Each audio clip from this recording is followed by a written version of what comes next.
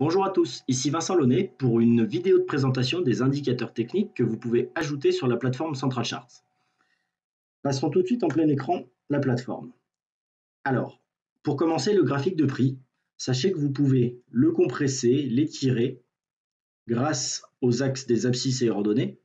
Vous pouvez également jouer ici avec l'axe des abscisses. Vous pouvez utiliser la barre de défilement pour revenir dans l'historique. Et grâce au mode curseur, vous pouvez cliquer et en maintenant appuyé, bouger le graphique comme bon vous semble. Du coup, il est très rapide tout d'un coup avec des coups de molette de fixer le graphique exactement avec le zoom que vous souhaitez obtenir. Pour ajouter un indicateur technique, il suffit de cliquer sur le petit bouton situé en haut à droite.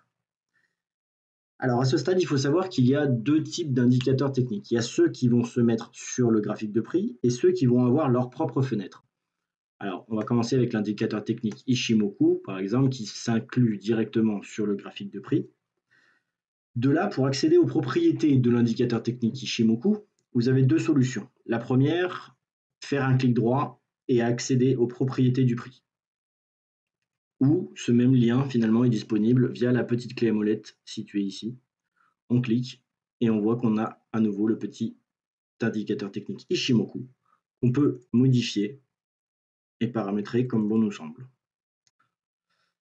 Alors, un petit détail sur les moyennes mobiles, parce que les moyennes mobiles également s'ajoutent sur le graphique de prix. Donc, les moyennes mobiles.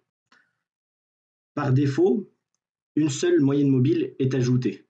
Alors, il faut savoir que vous pouvez ajouter jusqu'à 3 moyennes mobiles sur la plateforme Central Charts. Alors, il suffit de venir sur les propriétés prix, d'aller dans les moyennes mobiles. Et on voit que la moyenne mobile 1 n'est pas affichée, la moyenne mobile 2 n'est pas affichée. C'est actuellement la moyenne mobile 3 chez moi qui est affichée. C'est une moyenne mobile 50. Je peux changer d'ailleurs cette valeur ou saisir directement d'autres valeurs. Si je veux en afficher d'autres, il suffit de les rendre visibles. Donc là, cette moyenne mobile-là, je vais la mettre une moyenne mobile 50 visible et puis une moyenne mobile 20 visible. Alors, vous avez également le mode exponentiel sur les moyennes mobiles, hein, à vous de voir. Si on ferme, on a bien 3 moyennes mobiles directement positionnées sur le cours.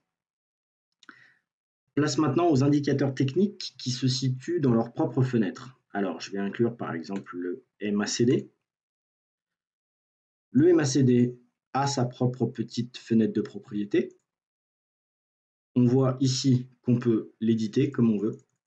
On peut le mettre en histogramme ou en courbe. D'autres paramètres seront à suivre. Et enfin, vous pouvez soit le mettre en plein écran, soit le supprimer. Pour finir, une petite erreur qui peut arriver de faire, alors c'est de supprimer le graphique de prix. Alors, je vous donne un exemple. Ici, je suis avec le graphique de prix et le MACD. Si par erreur, je supprime le graphique de prix, je n'ai donc plus que le MACD, sachez qu'il est possible de réafficher le graphique de prix en cliquant dans les indicateurs. Et ici, vous avez prix, ajouter. Et du coup, vous réobtenez bien votre graphique de prix. Si vous avez la moindre question, n'hésitez pas. Et puis sinon, je vous dis à bientôt sur Central Charts.